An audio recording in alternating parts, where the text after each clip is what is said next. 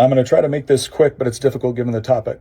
There's been another school shooting, which means there will inevitably be a lot of people calling for greater restriction of private gun ownership. And I understand that impulse, but I just want to ask this simple question. If we're genuinely concerned about problem solving, gun ownership in the United States has been prolific since our founding. It's almost 250 years. Gun ownership of semi-automatic rifles and pistols has been prolific for over 100 years. And yet school shootings are a relatively recent phenomenon. About the last 30 years, they've become more common.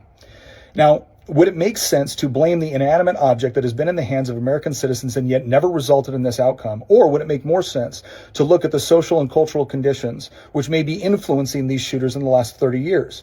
I think that at least bears some consideration. For instance, I've never seen American society more obsessed with this idea of moral relativism, the idea that truth is relative. I've never seen American society more obsessed with grievance. I've never seen them more obsessed with this concept of breaking everybody down into oppressors or oppressed. And therefore, I don't think it's a huge stretch to believe that especially young people who are not capable of processing or weeding out that which is a legitimate grievance versus that which is imagined, from coming to the conclusion that they are morally justified in taking out their anger and frustration on other people that they perceive to be their oppressors.